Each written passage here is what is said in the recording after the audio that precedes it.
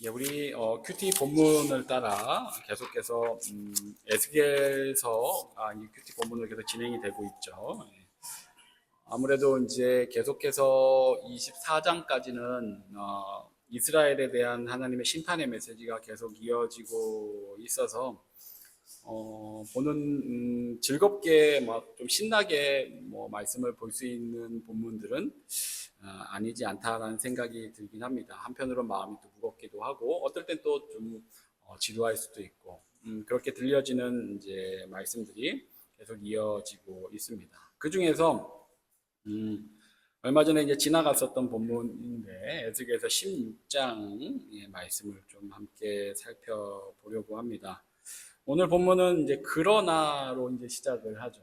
그러나 내가 너의 어렸을 때 너와 세운 언약을 기억하고 너와 영원한 언약을 세우리라. 에스겔서가 총 48장으로 되어 있는데 그 중에서 이 16장은 유독 깁니다. 다른 장들에 비해서 63절까지나 있는 유독 이제 긴 장인데 그 가장 긴 장에서 오늘 본문 이제 마지막 이 네 구절이 오늘 본문인데 이 긴 장의 끄트머리에서 하나님께서 그러나라고 하시면서 뭔가 이제 그 앞에 썼던 말씀을 이제 반전해서 말씀을 이어가십니다.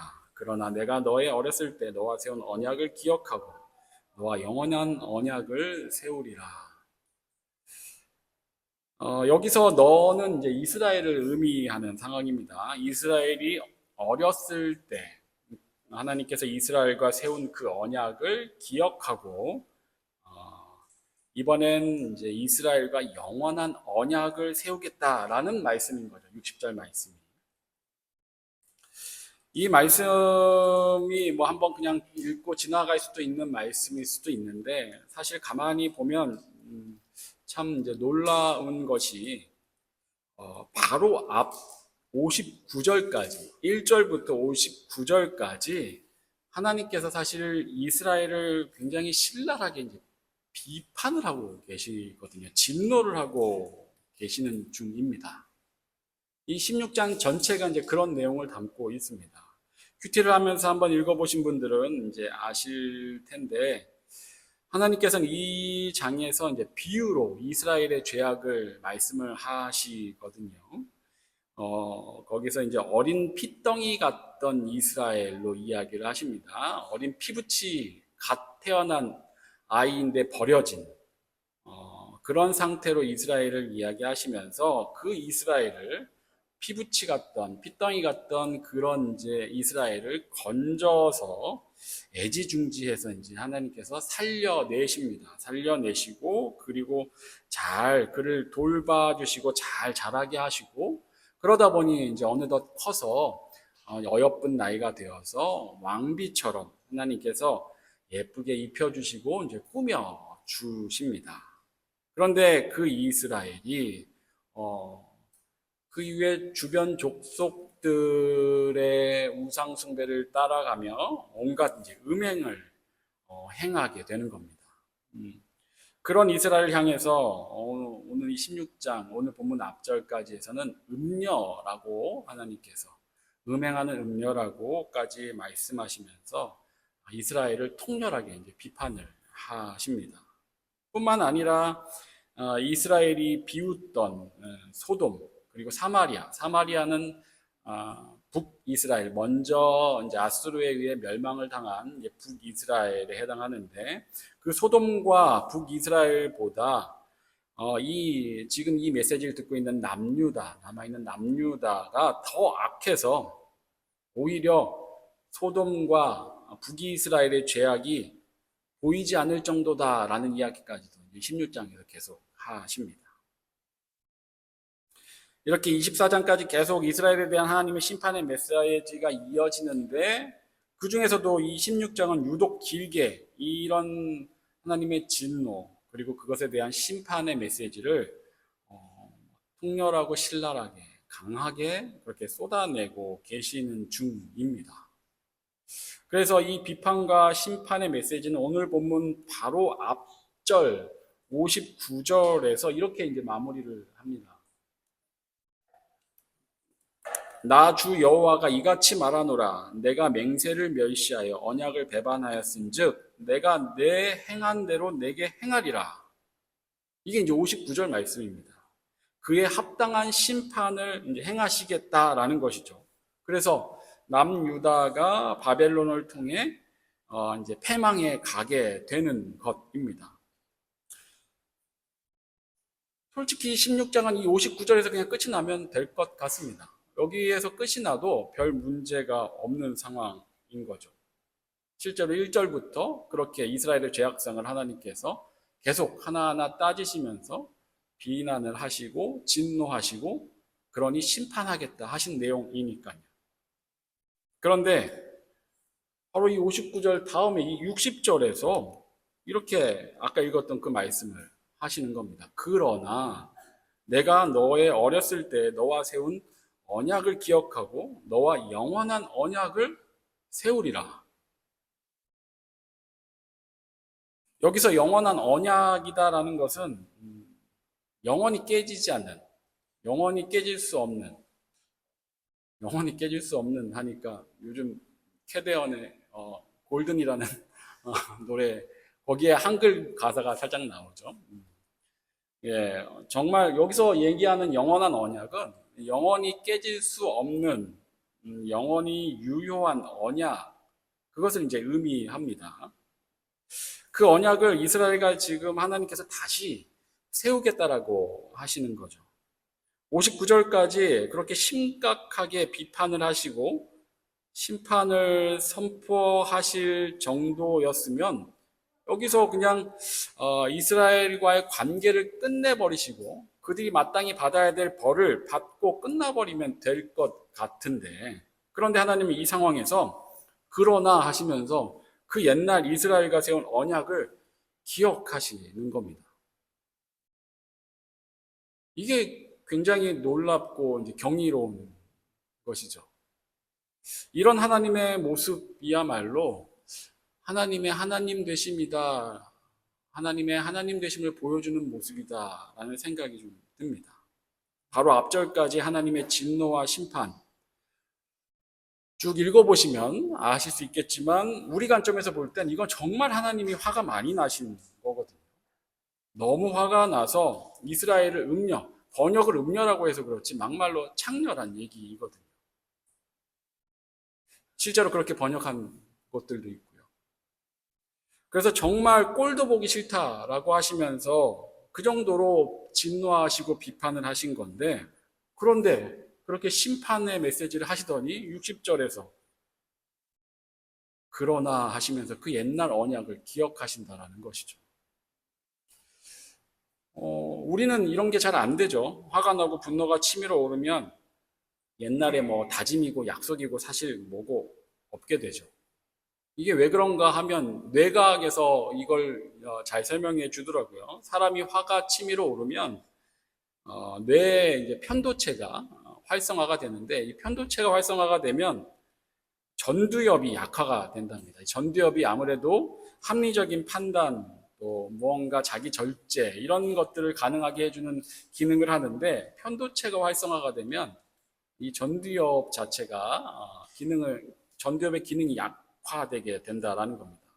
그렇게 되고 편도체만 활성화가 되게 되면 누군가를 막 판단하고 비난하고 막 극단적으로 생각하고 자기 정당화를 하고 자기 합리화를 하고 무언가를 당연시 여기고 그렇게 사고하게 되고 싸우거나 도망가거나 얼어붙거나 이런 상태로 만들게 된다라고 합니다. 그래서 그렇게 되다 보니 그 이전에 뭐 약속이고 다짐이고 뭐 정의고 뭐 공평이고 뭐고 그 순간에는 다 의미가 없게 되는 것이죠. 그래도 뭐 소위 교양인이다라고 하면 어느 정도 이제 자신에 대한 절제가 가능하지만 대체로 임계점을 넘어서 버리는, 뭐 요즘에 뭐 발작 버튼 이런 이야기도 하는데 그게 눌려지거나 내가 조절할 수 있는 분노의 임계점을 넘어버리면 사람은 폭발해 버리게 되는 것이죠. 16장의 내용은 하나님의 분노와 진노가 폭발하는 듯한 그런 모습처럼 보이는 게 사실입니다. 결코 점잖게 하시는 말씀들이 아니거든요. 그런데 하나님은 우리 같지 않으신 것이죠. 그 모든 진노와 심판의 말씀을 하신 후에 바로 이어서 그 옛날 이스라엘이 어렸을 때 그들과 맺으셨던 그 언약을 기억하시겠다라는 겁니다. 그럼 이때 기억하신다라고 하는 그 언약은 무엇인가요? 여러 가지를 이야기할 수 있겠지만 대체로는 두 가지 정도를 이야기를 합니다. 첫 번째는 아브라함과 맺은 언약을 기억하시겠다라는 겁니다. 아브라함은 이스라엘의 조상이죠. 이스라엘, 우리로 따지면 단군과 같은 존재입니다.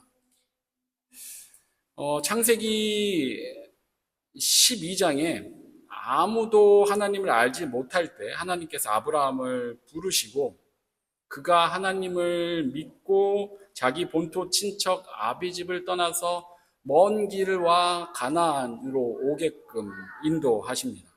그리고 그 아브라함에게 티끌과 같이 많은, 땅의 티끌보다 많은 자손, 하늘의 별처럼 많은 자손을 주시고 또 아브라함이 복이 되게 하겠다, 복의 근원이 되게 하겠다라고 하시면서 약속을 하시는데, 창세기 15장에서 어떤 인간적인 방법으로 하나님께서 아브라함과 계약을, 성경으로는 언약을 맺게 되십니다.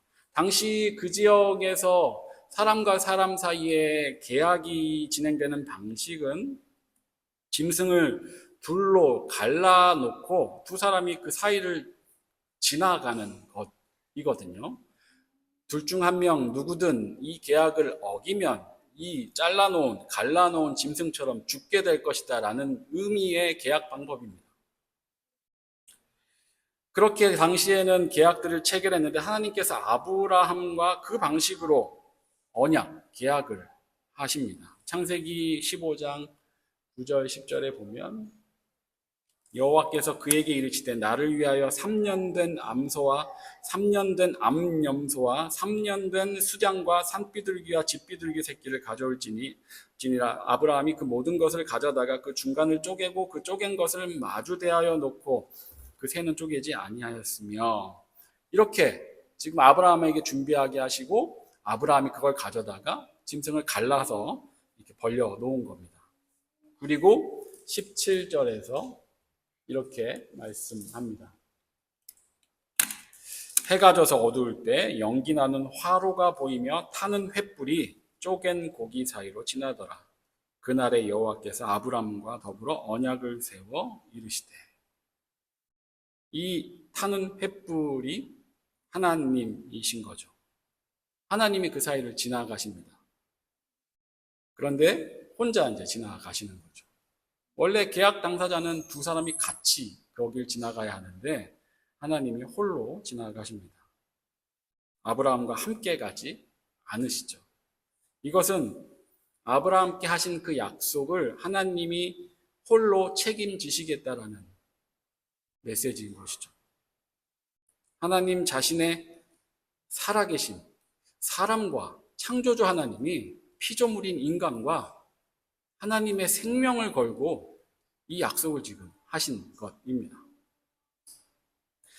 하나님은 처음부터 인류의 구원 역사를 그렇게 하나님 스스로 책임지실 것을 계획하셨고 그렇게 실현해 나가고 계셨던 것이죠. 그 과정 가운데 하나, 아브라함과의 언약이 이것을 우리에게 잘 보여줍니다. 오늘 본문에서 60절에서 하나님이 그 진노 가운데 기억하시겠다고 한 그 옛 언약은 바로 이 아브라함에게 하셨던 그 언약, 그 계약, 그 약속, 이것을 기억하신 것입니다.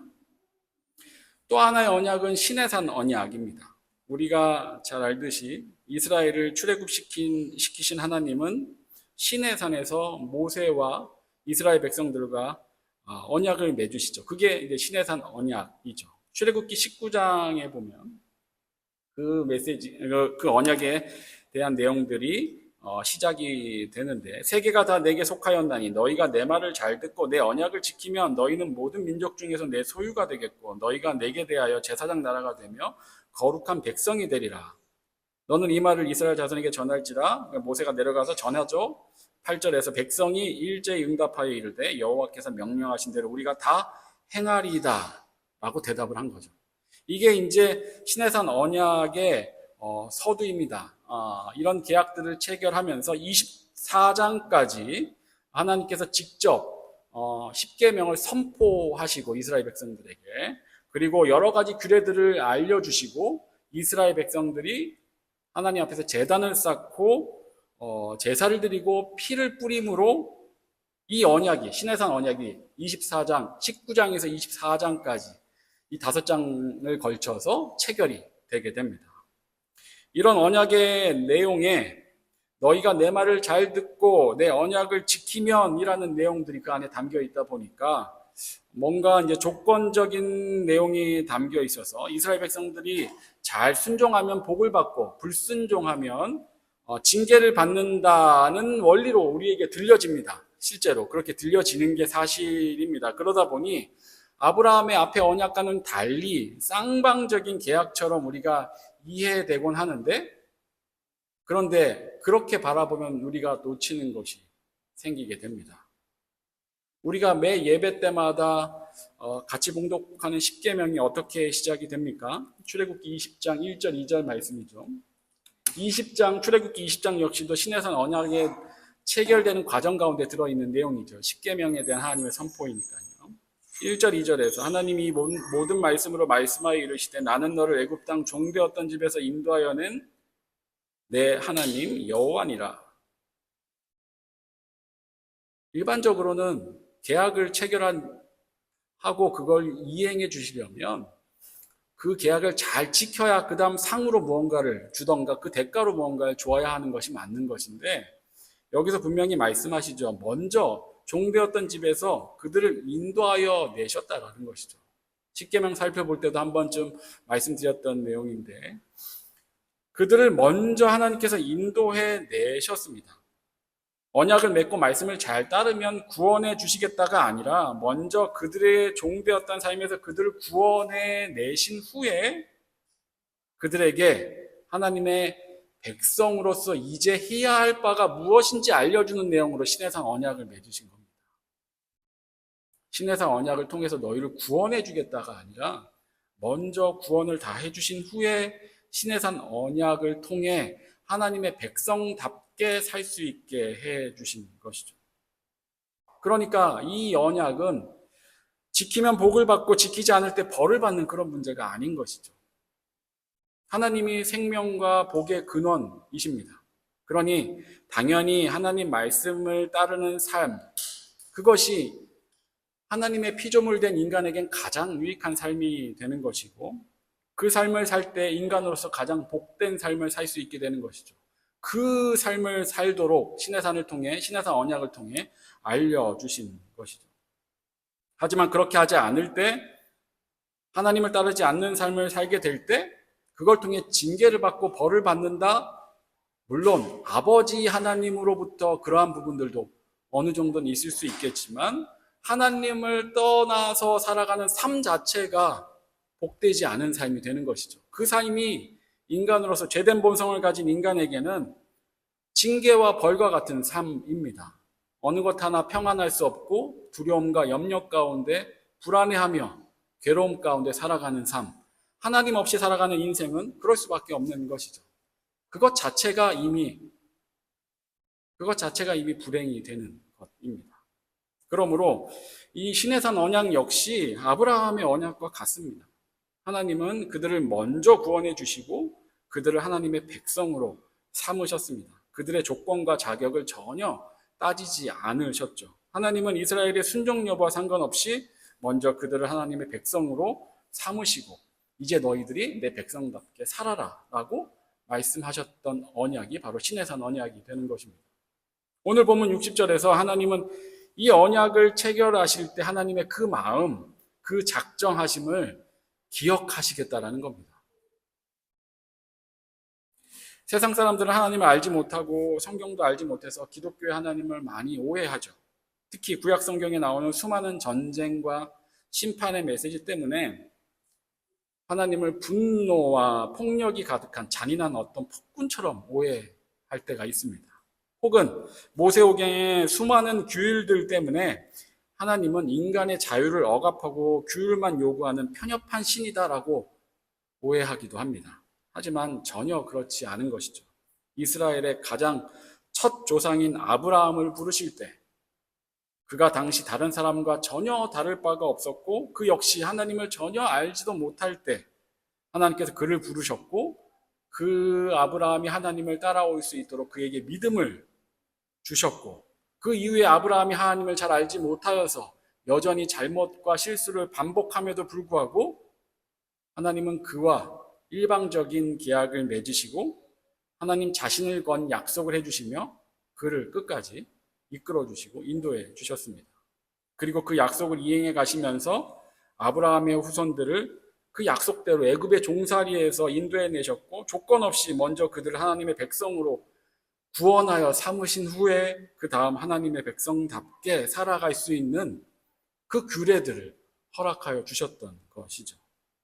그러므로 하나님은 이스라엘이 이토록 패역하고 불순종하며 우상을 숭배하여 음녀가 되었음에도 불구하고 오늘 본문 16장에 담겨있는 그 메시지처럼 그런 형편에 처해서 버려져야 마땅한 상태가 되었음에도 불구하고 하나님은 이스라엘을 결코 버리지 않으신 것입니다. 그래서 옛 언약을 기억하시고 홀로 하나님의 살아계심과 하나님의 생명을 걸고 작정하신 처음부터 작정하셨던 그 언약을 계속 이행해 가는 것입니다. 그래서 오늘 본문에서 하나님은 새로운 언약, 이제는 영원히 깨질 수 없는 새로운 언약을 주시겠다라고 세우시겠다라고 말씀을 하신 것이죠. 그리고 그 언약을 바로 예수 그리스도의 십자가를 통해서 실현해 가신 겁니다. 아브라함에게 약속하셨듯이 결국 자신의 생명을 걸고 이 약속을 지켜 가십니다. 그리고 실제로 당신이 직접 십자가에 죽으신 것이죠. 시내산 언약 때처럼 우리에게 조건을 걸고 너희가 다 따르면 너희에게 구원의 길을 열어줄게가 아니라 그들을 먼저 구원해 놓으시고 하나님의 백성을 만들어 가려고 하셨던 것처럼 우리에게도 먼저 구원의 길을 다 열어 놓으시고 준비해 놓으시고 만들어 놓으시고 예수 그리스도를 믿고 영접하고 따르라고 우리에게 그 은혜의 길을 제시해 주신 것입니다. 하나님은 그 오래전 약속 하나도 잊지 않고 기억하시고 신실하게 이행해 가셨습니다. 그리고 그 은혜를 오늘 우리가 고스란히 다 받아 누리고 있는 것이죠. 우리는 그저 당연한 듯 이 구원의 은혜를 받아 누리고 있지만 하나님은 당신이 창조주 되심에도 불구하고 우리를 살리고자 처음부터 자신의 살아계심, 자신의 생명을 걸고 이 약속을 하셨던 것입니다. 그리고 하나님의 백성을 건져내시고 그들을 지켜내시기 위해 끝까지 본인이 모든 것을 다 짊어지고 구원 사역을 행하셨던 것입니다. 그리고 이 모든 것은 이미 처음부터 다 작정되어 있던 것이었던 것이죠. 이 앞에서 우리는 아무 할 말이 없습니다. 이런 구원 역사를 이루어 가신 창조주 하나님이 자신의 생명을 걸고 구원 역사를 이루어 가신 이 앞에서 우리는 참으로 아무 할 말이 없습니다. 그래서 오늘 본문 63절에서 이렇게 말씀하죠. 이는 내가 내 모든 행한 일을 용서한 후에 내가 기억하고 놀라고 부끄러워서 다시는 입을 열지 못하게 하려 함이니라. 주 여호와의 말씀이니라. 참으로 하나님의 백성들에게는 그 하나님 앞에서 아무 할 말이 없게 되는 것입니다. 하나님은 그분의 자녀들이 아무 말 하지 못하도록 모든 것들을 본인이 다 당신이 직접 다 행하시고 다 이루어 놓으셨습니다. 그래서 그 은혜를 깨닫게 되는 이들은 그저 놀라고 부끄럽고 죄송스러워서 하나님 앞에서 더욱더 낮아질 수밖에 없고 더욱더 겸손히 하나님께 감사하며 그저 한없이 눈물을 흘릴 수밖에 없는 것입니다. 그럼에도 불구하고 이스라엘 백성들처럼 시간이 지나면 점점 그 은혜가 흐려져 가는 게 또 우리인 것이죠. 그러므로 오늘 본문에서 옛 언약을 기억하신 하나님을 우리도 좀 잘 기억하면 좋겠습니다. 우리도 우리의 하나님에 대한 그런 감격과 하나님 구원의 은혜에 대한 그 감사함이 줄어들 때 우리도 하나님께서 우리 삶 가운데 행하신 그 일들을 하나님을 따라 기억하면 참 좋겠습니다. 오늘 본문 앞에서 이스라엘을 비난하실 때 하나님은 이스라엘이 이전의 자신의 모습을 기억하지 않는다고 기억이란 단어를 2번 더 쓰십니다.